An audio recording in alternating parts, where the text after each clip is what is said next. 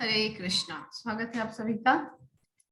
कल के सत्र में हम चर्चा कर रहे थे कि 15वें अध्याय में भगवान किस प्रकार से धेनुकासुर का वध किए।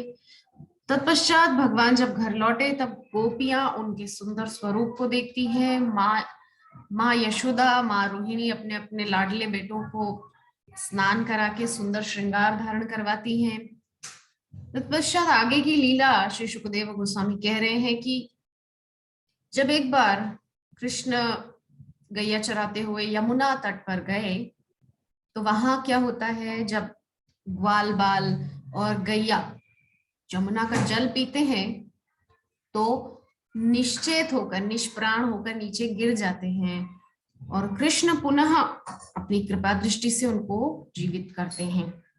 किंतु इसका क्या कारण था कि वो लोग इस प्रकार से निश्चेत होकर के गिर गए थे?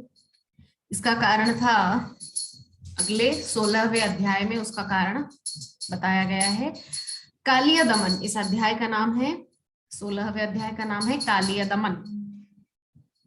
तो क्यों कालिया? कालिया नाम का नाग, बड़ा भयंकर विषैला सर्प, यमुना नदी के हृदय में रहता था। क्यों? जबकि सर्प तो नदी में नहीं रहते, वे तो बिल बनाकर रहते हैं या तो पृथ्वी पर स्थल में रहते हैं, जल में नहीं रहते। किंतु ये क्यों रह रहा था? तो 16वें अध्याय में इस पर हम देखते हैं कि जब श्री कृष्ण जान गए कि यमुना का जल काला सर्प या कालिया दूषित कर रहा है तो उन्होंने उसके विरुद्ध कार्यवाही की और उसे यमुना छोड़कर अन्यत्र जाने के लिए बाध्य कर दिया। इस तरह यमुना जल शुद्ध हो गया। जब सुखदेव गोस्वामी यह कथा सुना रहे तो महाराज परीक्षित ने फिर से जिज्ञासा की कि ऐसा क्या भगवान ने किया जो कालिया सर्प यमुना को छोड़कर जाने के लिए राजी हो गया? क्या लीला हुई थी? तो श्री सुखदेव गोस्वामी उसको विस्तार पूर्वक बता रहे हैं कि यमुना नदी में एक विशाल झील थी, जिसको हम कल भी चर्चा कर रहे थे कि उस जगह को बोलते हैं रिद। रिद होता है वो नदी के बीच में बहुत गहरा स्थान होता है जिसको रिद कहा जाता है नदी का। उसी में वो कालिया नाग अपने पूरे परिवार के सहित रहता था। उसके विष का प्रभाव इतना भयंकर था कि आसपास की छोटी छोटी घास भी जल के भस्म हो जाती थी उसके उस विषैले जल के प्रभाव से। और ये तो जल के स्पर्श में आने की बात हो गई। जल में से इतना भयंकर विषैला धुआं निकलता था कि ऊपर उड़ने वाले पक्षी भी उसके प्रभाव से, विषैले प्रभाव से गिरकर मर जाते थे। ये भयंकर प्रभाव कालिया ने वहां पर फैला रखा था अपना। इतनी विषैली भाप, मैंने बताया ना, विषैला धुआं निकलता था जिसकी वजह से ऊपर से उड़ने वाले पक्षी भी मर जाते थे, जल में गिर जाते थे। तो यमुना की भाप के विषैले प्रभाव के कारण यमुना नदी के तटवर्ती सारे वृक्ष तथा तृण सूख गए थे, सब नष्ट प्राय हो गए थे। और श्री कृष्ण ने देखा कि इस विशाल सर्प के विष के प्रभाव से वृंदावन से होकर बहने वाली पूरी नदी घातक बन चुकी थी। मतलब जितने क्षेत्र को उस कालिया नाग के विष ने ग्रसित कर दिया था, वो जहरीला हो गया था उतना पानी। बहुत बुरी हालत उस समय हो गई थी। वे कृष्ण जिन्होंने संसार के समस्त दुष्टों का वध करने के लिए अवतार लिया था, तुरंत यमुना तट स्थित एक विशाल कदम्ब वृक्ष पर चढ़ गए। कदम्ब एक गोल पीले फूल वाला वृक्ष है जो सामान्यतया वृंदावन क्षेत्र में ही दिखता है। इस वृक्ष की चोटी पर चढ़कर उन्होंने अपना फेंटा कसा और पहलवान की भांति अपनी भुजाएं ठोक कर वे उस विशैली झील के बीचों बीच कूद पड़े। तो ये तो हुई कि जो है उसमें कूद गए। ये थोड़ा इससे पहले की लीला पर हम चर्चा करते हैं कि उस दिन क्या हुआ था। उस दिन कृष्ण, मतलब उसके एक दिन पहले की बात हम करते हैं, जब कृष्ण के सारे मित्र मर गए थे और उस जल का पान करने से, तो कृष्ण ने पुनः उनको जीवित कर दिया था। तब जब घर आते हैं तो कृष्ण मन ही मन पूरी योजना बना रहे हैं कि कल जो है किसी प्रकार से दाऊ भैया को हमको साथ नहीं लाना है, क्योंकि वो है अनंत शेष, आखिरकार तो सर्प है, और सर्प के निग्रह के लिए हमको वो आज्ञा नहीं देंगे, अपनी जाति वालों का बचाव करेंगे। इसीलिए कृष्ण योजना बना रहे हैं कि कुछ ऐसा करना है कि कल दाऊ हमारे साथ ना आए गौएं चराने के लिए। तो कृष्ण योजना बना बना के घर जा रहे हैं। अब क्या हुआ है कि जाकर के कृष्ण, हम कल चर्चा कर रहे थे कि दोनों भाई जाते हैं घर, तो मैया दोनों बहुत श्रृंगार करती हैं, स्नान कराती, खुद उनको प्रसाद अपने हाथों से खिलाती हैं, फिर उनको पलंग पर ले जाती है और बातें करने के लिए बैठती है, लेकिन दोनों भैया थक करके सो जाते हैं। तो सोने से पहले यहाँ कृष्ण यशोदा मैया और रोहिणी मैया से एक चर्चा करते हैं कि मालूम है मैया, आज तो दाऊ भैया ने गधा मारा है, गधा। तो सब बहुत हंसते हैं कि आज तो नाम क्या था उसका, धेनुकासुर, किंतु वो था गधे के रूप में। तो बलदाऊ की खिल्ली उड़वाते हैं कृष्ण कि आज तो भैया, हमारे भैया ने जो है गधा मारा है। तो इस प्रकार से दोनों भैया जो है बलराम कृष्ण से खिन्न हो जाते हैं, रूठ जाते हैं कि तू जो है इस प्रकार से मेरा उपहास करता है, सबके सामने मेरा मजाक बनाता है, इतना बड़ा बड़ा असुर मैंने मारा और तू मेरा मजाक बना रहा है कि मैंने गधा मारा। तो दाऊ रूठ जाते हैं, और दाऊ रूठ जाते हैं तो कन्हैया बोलते हैं ठीक है, आप हमारे साथ गैया चराने मत जाना, आज के बाद से, आज से आप अलग जाना, हम अलग जाएंगे। यही तो कृष्ण चाहते थे। बलदाऊ ने भी बोल दिया ठीक है, आज से हम अलग जाएंगे, तुम अलग जाना। कृष्ण यही चाहते थे, और कृष्ण अगली सुबह केवल अपने मित्रों को लेकर के, बलदाऊ को साथ नहीं लेके जा रहे, तो अपने मित्रों को साथ लेकर के उसी कालिया नाग जहां पर रहता था उसी स्थान पर गौएं चराने गए, और बछड़ों गैयाओं को चरने के लिए छोड़ दिया और स्वयं अपने सखाओं के साथ वहां खेलने लग गए। तो कंदुक क्रीड़ा खेल रहे थे, गेंद से खेल रहे थे। तो मधुमंगल की गेंद थी, मधुमंगल की गेंद थी, मनसुखा की गेंद थी। तो मनसुखा ने बोला कि ये मेरी मैया ने बनाई है, बहुत प्रिय है ये गेंद मेरे लिए। तो कन्हैया ने सोचा कि आज मुझे दाऊ नहीं आए हैं, तो आज ही मुझे ये कार्य करना होगा, कालिया नाग का जो है मान मर्दन करना ही होगा, इसको यहाँ से हटाना होगा। तो कृष्ण गेंद खेलते खेलते अचानक गेंद को अपने सखा के हाथ की तरफ ना फेंक करके यमुना में फेंक देते हैं, और फिर मनसुखा जिद पर आ जाता है कि मुझे तो मेरी वही गेंद वापस चाहिए, मुझे बहुत प्रिय, मेरी मैया ने बना कर दी थी। तो इस प्रकार से कन्हैया बोलते ठीक है, मैं अभी यमुना में जाकर लेकर आता हूँ। और बोलते बोलते ही कन्हैया कदम्ब की उस डाल पर चढ़ करके यमुना नदी में जा गिरे, कूद पड़े, फेंटा कसते हुए अपनी कमर बांध और कूद पड़े। तो श्री कृष्ण जिस कदम्ब वृक्ष से कूदे एकमात्र वही वृक्ष था जो सूखने से बचा हुआ था। कुछ भाष्यकारों का कहना है कि श्री कृष्ण के चरण कमलों का स्पर्श पाकर वह वृक्ष तुरंत जीवित हो उठा। अन्य पुराणों में कहा गया है कि विष्णु के शाश्वत वाहन गरुड़ को पता था कि भविष्य में कृष्ण ऐसा कार्य करेंगे, अतः उसने इस वृक्ष को जीवित रखने के लिए उस पर कुछ अमृत डाल दिया था। तो यहाँ पर जो चर्चा चली है, जब भगवान समुद्र मंथन करवाए थे तो गरुड़ देव जो है अमृत कलश लेकर वहां से चले थे, असुरों के हाथ से छुड़वा कर। हम सभी जानते हैं 4 स्थानों पर जो है अमृत की बूंदें गिरी थी। इलाहाबाद में जहां पर कुंभ मेला लगता है, हरिद्वार में जहां पे अर्ध कुंभ लगता है, नासिक में जहां पे अर्ध कुंभ लगता है, और इस प्रकार से उज्जैनी अवंतिकापुरी जहां पर पूर्ण सहस्त्र सिंहस्थ कुंभ होता है, जो कि 12 वर्षों में एक बार होता है। तो इन 4 जगहों पर अमृत की बूंदें कलश में से गिरी थी, किंतु वृक्ष जो है कदम्ब का, गरुड़ जी एक बार उसी कलश को लेकर के वहां से गुजर रहे थे। क्षमा कीजिएगा, ये समुद्र मंथन के समय की घटना नहीं है। एक बार क्या होता है कि गरुड़ जी जो है वो विनीता के जो है, क्षमा कीजिएगा, जो कद्रु हैं, कश्यप ऋषि की पत्नी, तो कद्रु के जो पुत्र हैं वो है सर्प। तो गरुड़ जी की माता और सर्पों की माता कद्रु के बीच में एक बार कुछ विवाद हुआ था,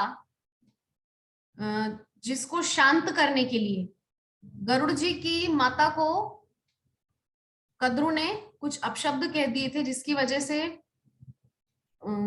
गरुड़ जी क्या किए थे, मुझे वो प्रकरण ठीक से स्मरण नहीं आता है, मैं आ रहा है इस समय, मैंने सुना था, बहुत सुंदर। तो कद्रु जो है, गरुड़ जी जो है अपनी माता की रक्षा करने के लिए, अपनी माता की रक्षा करने के लिए कद्रु जो है काले सर्पों की माता, काले सर्पों की सृष्टि जिनसे शुरू हुई, कश्यप ऋषि की एक पत्नी, क्योंकि कश्यप ऋषि की 13 पत्नियां हैं जो सृष्टि में बहुत सहायक हैं। ये दक्ष की पुत्रियां हैं 13, दक्ष प्रजापति की, दिति, अदिति, दनु, काष्ठा, इला, सुरसा, विनीता, कद्रु। दिति के दैत्य हैं, अदिति के आदित्य हैं, देवता हैं, दनु के दानव हैं, सुरसा के अजगर सांप हैं बड़े वाले, और कद्रु के काले सर्प हैं, काले नाग विषैले, और विनीता के पक्षी हैं। इस प्रकार से जो है ये बहुत सहायक है सृष्टि में, ये सब देवियां। तो गरुड़ जी की मां की रक्षा के लिए गरुड़ जी ने क्या किया, जो कद्रु हैं उन्होंने शर्त रखी कि हमको अमृत चाहिए। तो गरुड़ जी जाते हैं इंद्र के पास स्वर्ग में, तो इंद्र बोलते हैं कि हम आपको क्यों दे दें हमारा अमृत आपके एक छोटे से विवाद के लिए। बोले आपको एक काम करना है, मैं अमृत ले जा रहा हूं सिर्फ मेरी मां को बचाने के लिए, आप सेना लेकर के तैयार रहना और आ जाना, मैं अमृत दे करके अपनी मां को छुड़वा लूंगा, उसके बाद आप अमृत के लिए उनसे युद्ध कर लेना। हाँ, तो जब अपनी मां को बचाने के लिए गरुड़ जी वहां से अमृत लेकर के चले थे स्वर्ग से, तो स्वर्ग से जब अमृत लेकर चले थे तो थक गए, एक जगह पर जाकर बैठ गए। वो यही जगह है जो काली दह है, वृंदावन में काली दह। काली दह पे जब जाकर के कदम्ब के वृक्ष पर गरुड़ जी बैठे तो कुछ बूंदे उस कदम्ब के वृक्ष पर गिर गई थी, जो आज तक सही सलामत है। जिस कदम्ब की वृक्ष की डाली पर कृष्ण स्वयं अपने चरण कमल पधराए थे, वो कदम्ब वृक्ष आज भी वृंदावन में है। तो इस प्रकार से उस कदम्ब वृक्ष की महिमा का यहाँ पे थोड़ा वर्णन आया है। मुझे वो स्मरण में ठीक से आ नहीं रहा है वो क्या प्रकरण था, क्या प्रसंग था वो, किंतु बस मुझे इतना याद आ रहा है कि गरुड़ जी स्वर्ग से अमृत कलश लाए थे अपनी माता की रक्षा के लिए। क्या वो प्रसंग था, क्या झगड़ा हुआ था, किस बात पर जो है ये सब हुआ था, उसको मैं पुनः सुन करके अच्छे से और फिर आप लोगों को मैं इसके बारे में बताऊंगी। तो जो ही भगवान कृष्ण जल में कूदे, त्यों ही नदी के किनारे 100 गज की दूरी तक आप्लावित हो उठे, मानो जल में कोई बहुत बड़ी वस्तु गिरी हो। अनंत कोटि ब्रह्मांड नायक है, अनंत कोटि ब्रह्मांडों का भार लेकर के यमुना के रथ में कूदे। कोई साधारण व्यक्ति नहीं कूदा है, हमारे आप हम जैसा। इतनी भयंकर लहर उठी, क्या लिख रहे हैं, 100 गज की दूरी तक उस लहर का प्रभाव हुआ। तो कृष्ण द्वारा शक्ति का यह प्रदर्शन अलौकिक नहीं है, क्योंकि वे सारे शक्ति के आगार हैं। वो शक्ति का प्रदर्शन करने की उनको जरूरत नहीं, वो तो साक्षात शक्तिमान ही है, उन्हीं से सारी शक्तियां आती हैं। तो श्री कृष्ण ने तैरते हुए एक विशाल बलशाली हाथी के समान गर्जना की, जिसे कालिया नाग ने सुना। यह गर्जना उसके लिए असह्य थी और उसे समझते देर न लगी कि यह उसके आवास पर आक्रमण करने का प्रयास है। अतः वह तुरंत कृष्ण के सामने आ गया। उसने देखा कि कृष्ण सचमुच दर्शनीय है, क्योंकि उनका शरीर इतना सुंदर तथा कोमल था। उनका रंग नीले बादल के समान था और उनके पांव कमल जैसे पुष्प जैसे थे। वे श्रीवत्स रत्नों तथा पीतांबर से सुशोभित थे।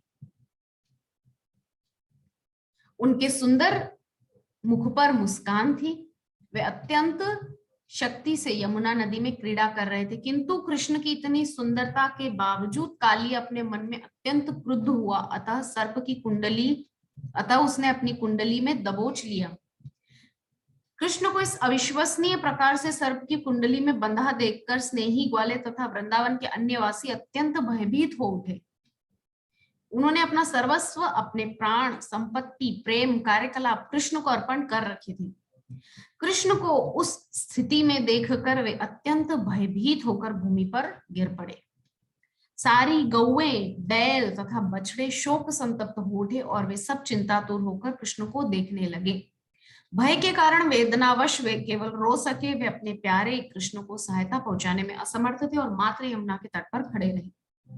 तो कृष्ण जाग गिरे, कूद पड़े उसमें, और जैसे ही मौका मिला तुरंत कालिया ने अपनी कुंडली में दबोच लिया कृष्ण को। ऐसे दबोचा हुआ देख करके सारे जो गाय, बछड़े, ग्वाल बाल, सखा सब दुखी हो रहे हैं और रो रहे हैं दुख में। कुछ समर्थन भी नहीं कर सकते, किसी प्रकार से सहायता भी नहीं कर सकते। इतना वो लोग अपने आप में दुखी हो रहे हैं, कष्ट पा रहे हैं, क्योंकि उनका प्राणों से प्यारा कृष्ण इतनी बड़ी संकट में जा पड़ा है। तो जब यह घटना जमुना तट पर घट रही थी तो कुछ अपशकुन भी प्रकट होने लगे थे। पृथ्वी हिलने लगी थी, आकाश से उल्कापिंड गिरने लगे थे और मनुष्यों के शरीर के बाएं अंग कांपने लगे थे। ये सब आसन्न महान संकट के संकेत थे। इन अशुभ संकेतों को देखकर महाराज नंद समेत सारे ग्वाले भयवश अत्यंत चिंतित हो उठे। उसी समय उन्हें सूचित किया गया कि कृष्ण अपने बड़े भाई बलराम के बिना ही चारागाह गए हैं। जो ही नंद, यशोदा तथा ग्वालों ने यह खबर सुनी तो वे और अधिक चिंतित हो उठे। कृष्ण के प्रति अत्यधिक स्नेह के कारण तथा कृष्ण की शक्ति से अपरिचित होने के कारण वे सब शोक तथा चिंता से अभिभूत हो उठे, क्योंकि उन्हें कृष्ण से अधिक प्रिय और कुछ ना था। पहले भी चर्चा कर चुके हैं कि ब्रजवासियों को कृष्ण के अतिरिक्त और कुछ जीने का आधार था ही नहीं। वहां पे माताएं अपने बच्चों के लिए नहीं जीती थी, वहां पे अपने पति परिवार के लिए, कृष्ण के लिए। उनके चित्त का एकमात्र आकर्षण कृष्ण था। कृष्ण को देखना, कृष्ण की बातें सुनना, कृष्ण की बातें करना, कृष्ण को निहारना, कृष्ण की लीलाओं का गान करना, आपस में चर्चाएं कृष्ण की ही बातें। जहां दो लोग मिले नहीं, बस कृष्ण की बात होती थी। यही उनके जीवन का एकमात्र ध्येय रह गया था।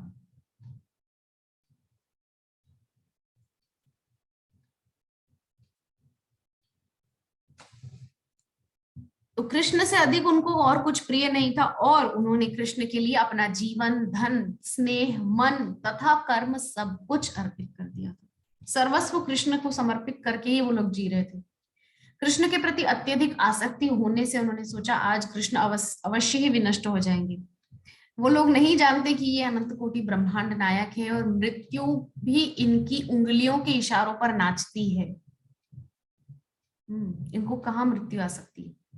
वृंदावन के सारे वासी कृष्ण को देखने के लिए गांव से बाहर आ गए। इस मंडली में बच्चे, युवक तथा वृद्ध, स्त्रियां, पशु एवं सारे जीव थे। पूरा जो नंद गांव के जितने लोग थे वो सब आ गए दौड़ दौड़ के। वे जानते थे कि कृष्ण ही उनका एकमात्र जीवन आधार है। जब यह सब घटना घट रही थी तो समस्त ज्ञान के स्वामी बलराम खड़े खड़े हंस रहे थे। उन्हें पता था कि उनका छोटा भाई कृष्ण कितना शक्तिशाली है और जब कृष्ण एक सामान्य संसारी सर्प से लड़ रहे थे तो चिंता की कोई बात नहीं थी। इसलिए उन्होंने स्वयं इस चिंता में कोई भाग नहीं लिया। दूसरी ओर वृंदावन के सारे वासी जो विचलित होने के कारण कृष्ण के पद चिन्हों का अनुसरण करते हुए उन्हें ढूंढने लगे थे और इस तरह ढूंढते ढूंढते वे तेजी से यमुना के तट की ओर आगे बढ़े। अंततोगत्वा ध्वजा, बाण तथा शंख से अंकित पद चिन्हों का अनुसरण करते करते वृंदावन वासी नदी तट पर आ पहुंचे। और देखा कि सारी गौएं तथा बालक कृष्ण को काली या नाग की कुंडली में बंधा देखकर विलाप कर रहे थे।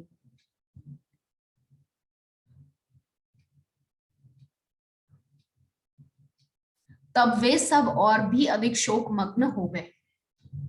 इस प्रकार से जब देखा कि कृष्ण तो उनकी काली या नाग की कुंडली में जकड़ा हुआ है, तो देख करके सारे ब्रजवासी इतना दुखी हो रहे हैं, वो नहीं समझ पा रहे हैं कि ये तो भगवान की लीला है। किंतु बलराम सब जानते हैं, इसीलिए वो तो आराम से प्रसन्न होके हंस रहे हैं, आराम से देख रहे हैं, मंद मंद मुस्कुरा रहे हैं।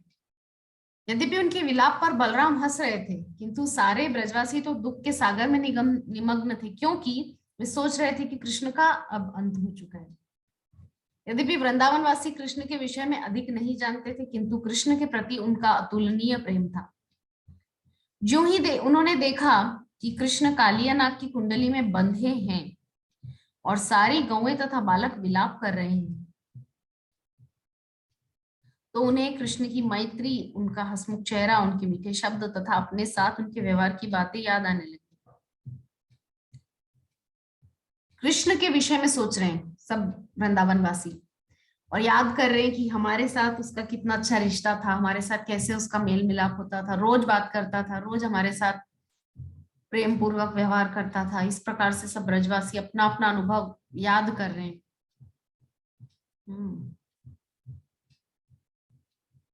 सब जो है विलाप कर रहे थे और सब याद कर रहे थे अपने अपने कृष्ण के साथ रिश्ता जो है उनका। यह सब सोचते हुए तथा यह देखकर कि कृष्ण अब काली या नाग के चंगुल में फंसे, उन्हें तीनों लोग शून्य प्रतीत होने लगे। बिल्कुल हताश हो गए ब्रजवासी। उन्होंने सोचा अब तो कुछ भी हमारे जीवन में शेष नहीं रहा। भगवान चैतन्य ने भी कहा है कि कृष्ण के बिना उन्हें तीनों लोग शून्य प्रतीत हो रहे थे। कृष्ण भावनामृत की यह चरम अवस्था है। वृंदावन के लगभग समस्त वासी कृष्ण के लिए सर्वाधिक प्यार रखते थे। कितना कृष्ण से प्रेम करते हैं।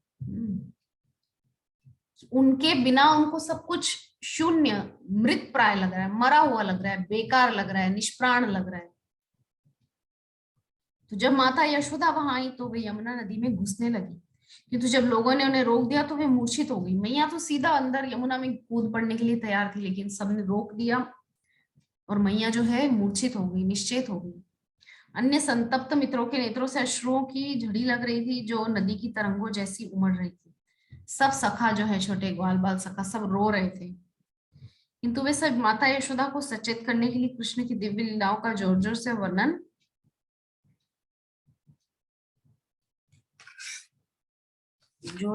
वर्णन करने लगी। फिर भी वे निश्चल बनी रही, मानो मृत। मैया यशोदा मैया जो है, उनके विषय में कह रहे हैं, क्योंकि उनकी चेतना कृष्ण के मुख पर केंद्रित थी।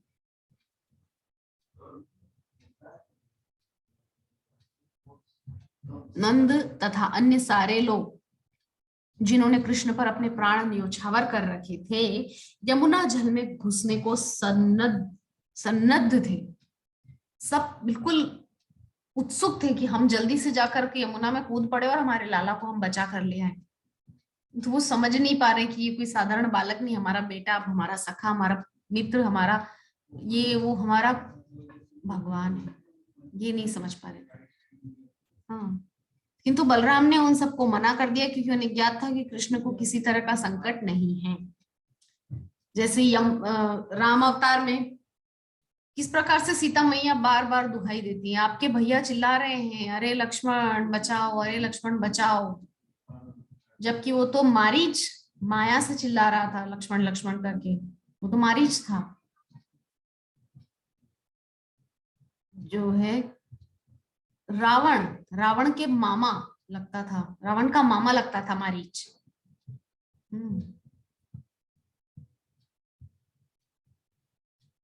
मारीच जो है रावण का मामा लगता था, और सुबाहु मारीच का भाई, और ताड़का इन दोनों की माँ, मारीच और सुबाहु की। तो ताड़का और सुबाहु को रामचंद्र जो है विश्वामित्र के आश्रम के बाहर ही समाप्त कर दिए थे। मारीच को एक ऐसी आघात किया था श्री रामचंद्र ने कि जाके सीधा लंका में गिरा था। तो ऐसा भय उसके अंदर था कि मैं अब रामचंद्र से नहीं भिड़ना चाहता। किंतु रावण ने भय दिखाया कि अगर तुम उनको नहीं भ्रम में डालोगे स्वर्ण मृग बन के, तो मैं तुमको मार डालूंगा।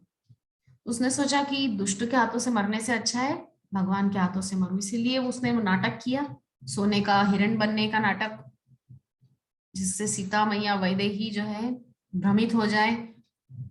और इस प्रकार से जो है दोनों भैया, रामचंद्र पहले तो गए उस हिरण को लाने के लिए, किंतु मारीच मरते मरते जोर से हा लक्ष्मण चिल्लाया, जिसकी वजह से लक्ष्मण और सीता मैया को ऐसा लगा कि रामचंद्र चिल्ला रहे हैं। अब वहां पे लक्ष्मण जी ने बहुत समझाया था कि आप नहीं समझ पा रही है भाभी, भैया बहुत शक्तिशाली है, सर्वशक्तिमान है, उनको कोई संकट नहीं है जंगल में, आप चिंता मत कीजिए, वो मेरे को नहीं पुकार रही है, कोई माया है, किसी राक्षस की माया है, आप मत मेरे को भेजने की जिद कीजिए। किंतु नहीं मानी। उसी प्रकार से यहाँ बलराम जी भी सबको समझा रहे हैं, अरे मत चिंता करो, वो आ जाएगा, वो अनंत कोटि ब्रह्मांड नायक कृष्ण है, वो कोई साधारण बालक नहीं हमारे जैसा, मतलब आप लोगों के जैसा, वो भगवान है, वो वापस आ जाएगा और बिल्कुल हंसता खेलता आएगा, अपने दोनों पैरों पे चल के आएगा, चिंता की बात नहीं है, बिल्कुल स्वस्थ वापस आएगा। किंतु वो लोग तो मन में वात्सल्य भाव रखते हैं, सख्य भाव रखते हैं, तो इस प्रकार से वो लोग सब चिंतित हैं। बलराम समझा रहे हैं तो भी कोई मानने को तैयार नहीं। जैसे लक्ष्मण जी ने बहुत समझाया, सीता मैया नहीं मानी, और आखिरकार श्री रामचंद्र की तरफ लक्ष्मण जैसे ही चले, इधर कुटिया में रावण ने आके सब अनिष्ट कर दिया। तो 2 घंटे तक कृष्ण सामान्य शिशु की भांति कालिया की कुंडली में बंधे रहे, किंतु जब उन्होंने देखा कि गोकुल के सारे वासी, उनके माता पिता, गोपियां, ग्वाले तथा गाय सभी मृत प्राय हैं और आसन्न मृत्यु से उनको कोई छुटकारा नहीं है, तो कृष्ण ने तुरंत अपने को मुक्त कर लिया, वे अपने शरीर का विस्तार करने लगे। 2 घंटे तक कृष्ण उसकी कुंडली में ही जकड़े रहे।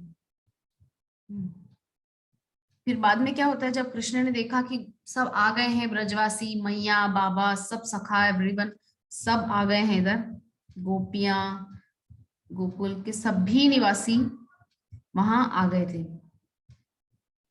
तो इस प्रकार से उन्होंने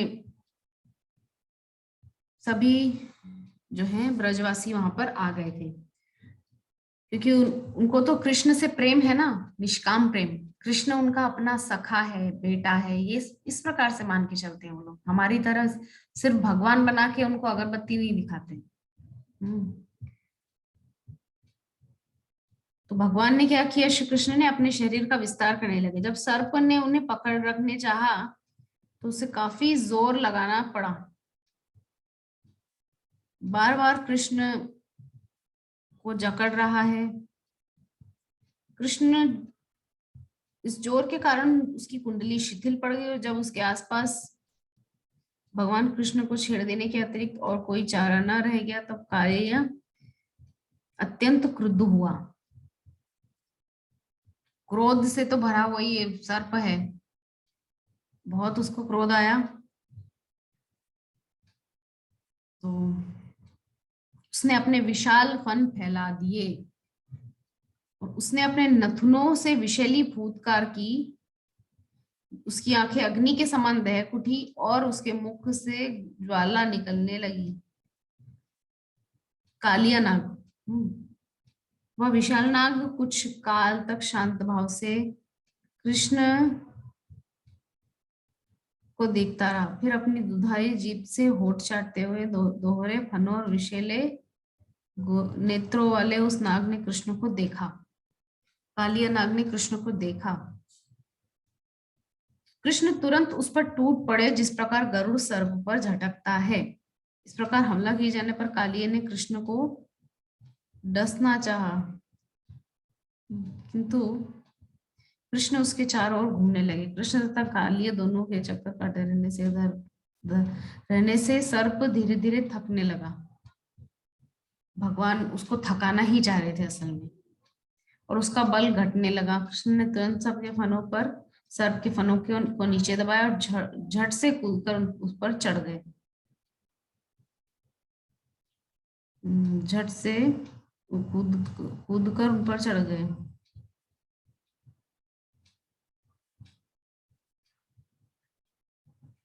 ऊपर चढ़े, कहाँ गया? भगवान के चरण कमल सर्प के फनों की मणियों की किरणों से लाल रंग के दिख रहे थे। नृत्य जैसी संपूर्ण कलाओं के मूल ईश्वर भगवान श्रेणी मणियों की किरणों से लाल रंग के दिख रहे थे। फिर नित्य जैसी संपूर्ण कलाओं के मूल आदिश्वर भगवान श्री कृष्ण है। भगवान श्री कृष्ण सर्प के फनों पर नाचने लगे जो इधर हिलने लगा था। तो यह देखकर स्वर्ग के निवासी उन पर पुष्पों की वर्षा करने लगे, दुंदुभियां बजाने लगे और विविध प्रकार की बांसुरियां बजाकर गीत तथा स्तुति गाने लगे। इस प्रकार नववर्ष सिद्ध तथा देवता आदि स्वर्ग के निवासी अत्यंत गाते। तो कालिया जो है उसके साथ कृष्ण का युद्ध चल रहा है। जब कृष्ण कालिया के फनों पर नाच रहे थे तो उसने अन्य फनों के द्वारा उन्हें नीचे गिराना चाहा। काली के लगभग 100 फन थे, किंतु कृष्ण ने सबों को अपने वश में रखना चाहा। वे उन पर अपने चरण कमलों का प्रहार कर रहे थे जो काली के लिए असह्य हो रहा था। धीरे धीरे काली के प्राणों पर आ बनी वह सभी प्रकार का मल वमन करने लगा और अपने फुटकार से अग्नि निकालने लगा। इसी प्रकार अपने भीतर से विषैले पदार्थ निकल कर कालिया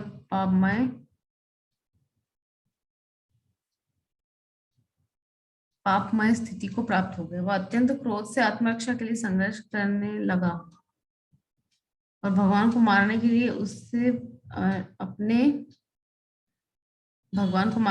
अपना एक फन उठाया कालिया ने, किंतु उन्होंने तुरंत उसे पकड़कर पाद प्रहार द्वारा वश में कर लिया और उसे नाच पर नचाने लगे। उसके फन पर नाचने लगे। ऐसा लग रहा था मानो विष्णु की पूजा हो रही हो। सर्प के मुख से निकल रहे विश्व पुष्पांजलि से प्रतीत हो रहे थे। कालिया अपने मुख्य विषय के स्थान पर रक्तवमन करने लगा और बुरी तरह थक गए। उसका सारा शरीर भगवान के चरण प्रहारों से जर्जर हो उठा था।